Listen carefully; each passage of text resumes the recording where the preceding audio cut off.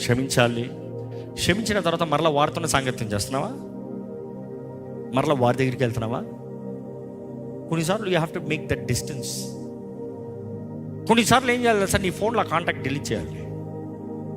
కొన్నిసార్లు ఏం చేయాలి తెలుసా? నీ వాట్సాప్లో అక్కడ మ్యూట్ కొట్టాలి, తెలుసా? కొన్నిసార్లు ఏం చేయాలి తెలుసా? లాక్ ఏం పెట్టుకో, defence system. It's just a defence system. నేను క్షమించాను కానీ నా హృదయాన్ని నేను కాపాడుకుంటున్నాను.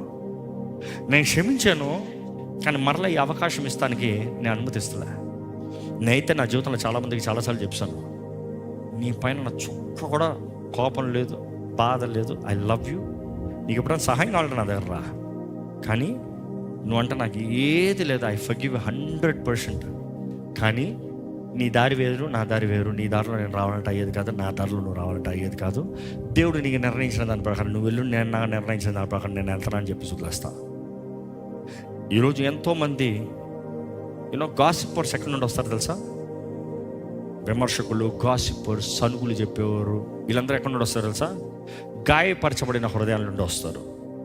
దాన్ని బట్టి వారి జీవితము ఆశీర్వాదాలు అణిచివేయబడిన వారుగా, తొక్కివేయబడిన వారికి దేవుడు అలాంటి వారిని హెచ్చిస్తాను. నేను ఎప్పుడు చూడలే, చరిత్ర మొత్తంలో జాగ్రత్త చదివా, ఎంతోమంది జీవితంలో చూసా.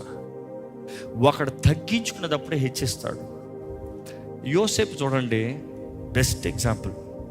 తన అన్నలు తనను కొట్టేసి చంపేద్దామనుకున్న పరిస్థితుల్లో రూబెన్ అన్నాడు అమ్మేద్దామన్నాడు.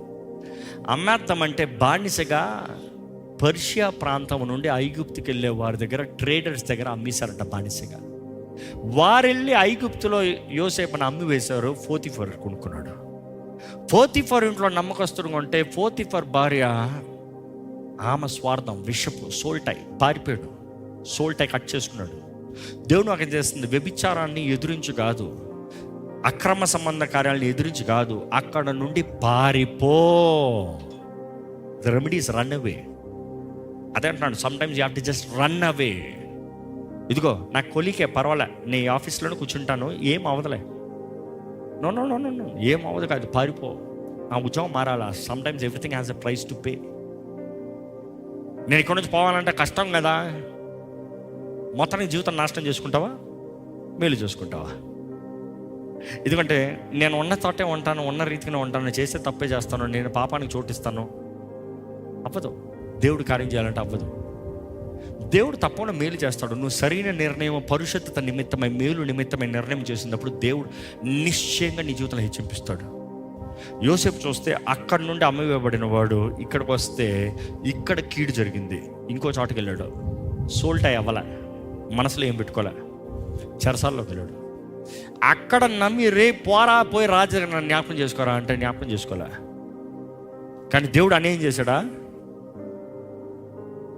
రాజ్యంలోనే ఘనంగా హెచ్చించాడు. పేరుకు నేను ఫరో, మిగిలినంతా నువ్వు అన్న రీతిగా గవర్నర్గా పెట్టాడు.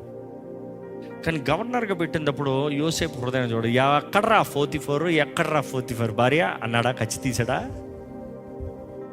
సరే, ఎక్కడ్రా వాడు? చెరసాల్లో చెప్పమంటారా? వాడిని తీసిరారా, చంపించారా? నేను బ్రతుకుతామని చెప్పాను వాడితో, చంపించాయి అన్నాడా?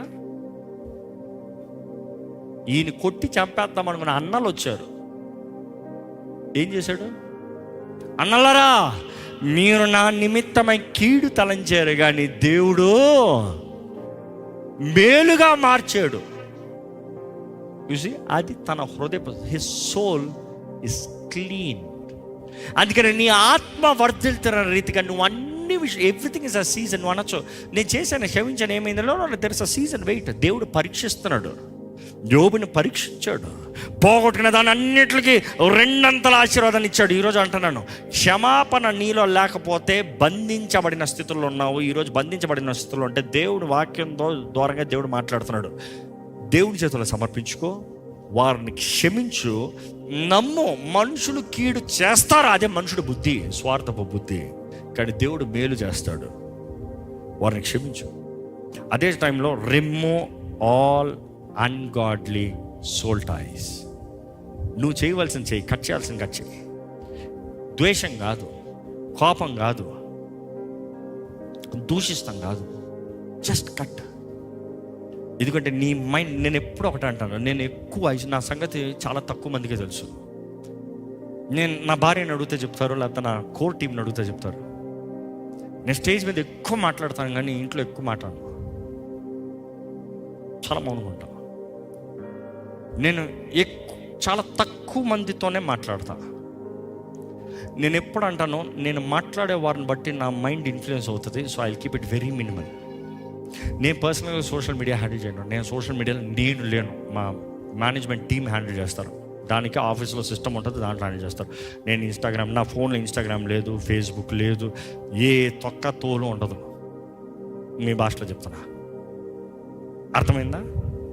నా జీవితంలో చెత్తలాగా. ఎందుకంటే నేను అంటాను, నా మైండ్ చాలా ఇంపార్టెంట్ అంట. నేను ఎక్కడికి వెళ్తున్నాను, నేను అంటాను, నేను ఎవరితో మాట్లాడదలుచుకుంటలేదంట. నాకు మీటింగ్ నేను ఎవరితో మాట్లాడదలుచుకుంటలేదంట. దేవుని మాట్లాడతా, పని చేయాలి, అక్కడ ఆ యుద్ధం పోరాడాలా చేస్తా. నో, పరిశుద్ధాత్మతో అంటావు, మాట్లాడుతూనే ఉంటాను. లేచింద నుంచి పడుకున్న వరకు మాట్లాడుతూనే ఉంటా. దేవునితో దగ్గరగా చేరిన వాడు లోకానికి దూరంగా ఉంటాడండి.